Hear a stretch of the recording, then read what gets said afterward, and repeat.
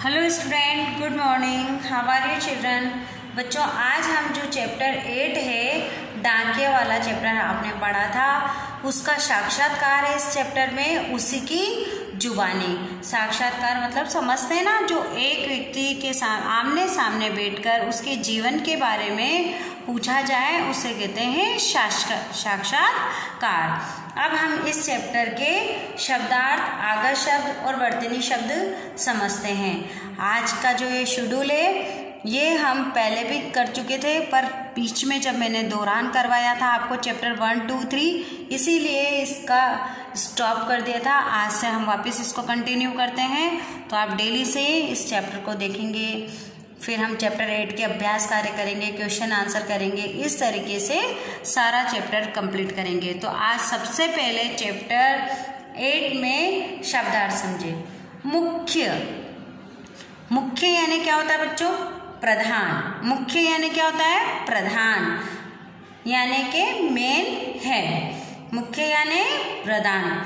वृद्ध, वृद्ध यानी बूढ़ा, वृद्ध यानी बूढ़ा। ग्रामीण, ग्रामीण यानी गांव का, ग्रामीण यानी गांव का। पेकर, पेकर यानी पे करने वाला, पेकर किसको कहते हैं? पे करने वाला। सम्मान, सम्मान यानी इज्जत, सम्मान यानी इज्जत। अब आप आइए बेसब्री, बेसब्री यानी बहुत अधिक प्रतीक्षा से, अधीरता से। बेसब्री, बहुत अधिक प्रतीक्षा से, अधीरता से। तबादला, तबादला यानी होता है ट्रांसफर, तबादला यानी ट्रांसफर। निकट, निकट यानी पास, निकट यानी क्या होता है? पास। पोस्टमैन, पोस्टमैन यानी डाकिया, पोस्टमैन यानी क्या होता है? डाकिया। संतुष्ट, संतुष्ट यानी तृप्ति का अभाव, संतुष्ट यानी तृप्ति का अभाव। बच्चों, ये तो हो गए आपके शब्दार्थ। शब्दार्थ हमें वैसे जो चैप्टर पढ़ते हैं उसके पहले पढ़ने चाहिए, क्योंकि जो इस चैप्टर में क्वेश्चन बीच में पढ़ते हैं और ऐसे शब्द आ गए जिनका अर्थ आप नहीं समझते, इसलिए आपको शब्दार्थ पहले पढ़ लेना चाहिए। जैसे आप चैप्टर पढ़ते हैं इंग्लिश का, उसके पहले आप वर्ड मीनिंग कंप्लीट कर देना, उसी तरीके से। और आप कभी भी ये ना सोचें कि शब्दार्थ नहीं आएंगे या पढ़ लिया या बुक में तो ऐसे, ऐसा कभी भी नहीं सोचना चाहिए। मैंने अभी भी यूट्यूब में भी आपको शब्दार्थ दिए हैं। हर शब्द का अर्थ हमें आना चाहिए, क्योंकि हिंदी में अगर आपको शब्द का अर्थ नहीं आया तो आपको क्या होगा? इससे पर्यायवाची भी नहीं आएंगे, इससे आपको हिंदी भी समझ में नहीं आएगी, कुछ शब्द में आपको डाउट भी रहेगा। इसलिए अब आते हैं हम आगत शब्द में। आगत शब्द क्या होते हैं बच्चों? जो हमारे चैप्टर के बीच में कुछ ऐसे शब्द आते हैं जो हिंदी, इंग्लिश और उर्दू फारसी होते हैं। तो जैसे अंग्रेजी शब्द है, अब अंग्रेजी में आता है जैसे पब्लिक। अब पब्लिक किस में बोलते हैं हम? अंग्रेजी में। पर जब हम ये चैप्टर पढ़ रहे थे तो इसमें पब्लिक शब्द आया।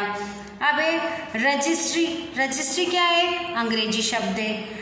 मोबाइल फोन, ये भी क्या है? हमारा एक अंग्रेजी का शब्द है और इस चैप्टर के बीच में आया। तो ये सारे क्या है? हमारे अंग्रेजी के शब्द। पोस्ट ऑफिस, पोस्ट ऑफिस भी क्या है? अंग्रेजी में बोलते हैं हम पोस्ट ऑफिस, हिंदी में तो क्या बोलते हैं? डाक खाना। पर चैप्टर में क्या आया? पोस्ट ऑफिस आया है। इंतजार, दरवाजा, इंतजार और दरवाजा, ये दो शब्द हमारे उर्दू फारसी के हैं। कौन से हैं ये? उर्दू फारसी के। अब देखिए आप, school, parcel, cycle, red house, ये सब भी क्या है? हमारे अंग्रेजी के शब्द हैं। स्कूल हम अंग्रेजी में बोलते हैं, हिंदी में क्या बोलते हैं हम? विद्यालय। पार्सल, पार्सल भी अंग्रेजी शब्द है। साइकिल, साइकिल भी अंग्रेजी शब्द है। रेस्ट हाउस, ये भी अंग्रेजी शब्द है। तो ऐसे शब्दों के आगे हमने कोष्टक में अंग्रेजी लिखा है। आपको समझाने के लिए पेज नंबर 64 पर देखना आप अपने चैप्टर में। बावजूद, मुकाबले, बावजूद और मुकाबले हमारे दो शब्द उर्दू और फारसी है। तो इंतजार, दरवाजा, बावजूद, मुकाबले हमारे क्या हैं? उर्दू फारसी के शब्द हैं। अब देखिए इधर, पेकर, पेकर अंग्रेजी शब्द है। मनी ऑर्डर अंग्रेजी शब्द है। बेस्ट पोस्टमैन, बेस्ट पोस्टमैन क्या है हमारा, अंग्रेजी शब्द है। अब आता है तरक्की, काफी, तनख्वाह। तनख्वाह यानी क्या होता है, सैलरी जो हमें मिलती है, तो ये भी उर्दू फारसी, उर्दू में बोला है तनख्वाह, सैलरी होता है इंग्लिश में। तो तरक्की, काफी, तनख्वाह, ये क्या है हमारे उर्दू फारसी शब्द। पेंशन, पेंशन हमारा है अंग्रेजी शब्द। इंटरनेट अंग्रेजी शब्द। बीए अंग्रेजी शब्द। बेसब्री, बेसब्री शब्द क्या है हमारा, उर्दू। मज़ा उर्दू। कंप्यूटर, कंप्यूटर क्या है, अंग्रेजी शब्द। तो बच्चों आप इसको और अच्छे से समझने के लिए आप अपने पुराने रजिस्टर जो आपके पिछली कक्षा के थे उसमें अगर आपके जगह हो, फालतू पेज भरे हों, तो उनको रद्दी में देने से अच्छा है उन पेजों को निकालिए, उसको स्टेपलर कीजिए और ऐसे शब्दों का एक चार्ट बनाइए और आप लिखिए। जितना आप लिखेंगे उतनी आपकी हिंदी की मात्राएं क्लियर होती जाएगी। इसलिए हमें अगर अच्छे से हिंदी पढ़ना है तो हमें लिखने की और पढ़ने की प्रैक्टिस करते रहना चाहिए। अब आप देखते हैं वर्तनी विभिन्न शब्द। तो आइए वर्तनी विभिन्न शब्द समझे हम। अब है वर्तनी विभिन्न, मानक वर्तनी, प्रचलित वर्तनी, मानक वर्तनी, प्रचलित वर्तनी, मानक वर्तनी और प्रचलित वर्तनी। मानक वर्तनी वृद्ध यानी वृद्ध। अब देखो ये जो पहले हम लिखते थे वो ऐसे लिखते थे द के नीचे ध, पर अभी हम ऐसे लिखते हैं आधा द और ध। तो बच्चों ये मानने हैं, जो भी आपके मानक वर्तनी के कॉलम में आते हैं वो हमें लिखने हैं। प्रचलित वर्तनी वाले शब्दों का चलन अब बंद हो गया है, इसलिए आप जो प्रचलित शब्द हैं, प्रचलित वर्तनी के जो शब्द हैं वो नहीं लिखेंगे, सारे आप मानक शब्द जो हैं वो लिखेंगे। इंटरनेट, इसमें न की जगह बिंदी है। द्वारा, पेंशन आधे न की जगह बिंदी है। लंबी आधा म बिंदी। चिट्ठियाँ, ये देखिए आधा ट ठ।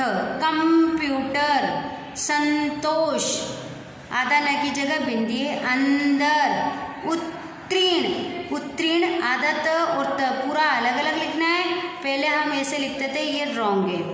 संदेश, चिट्ठी और चिट्ठियाँ। व्यक्ति आधा क और त अलग अलग लिखना है, पहले आप क और त इस तरीके से लिखते थे। संतुष्ट बिंदी आ रही है।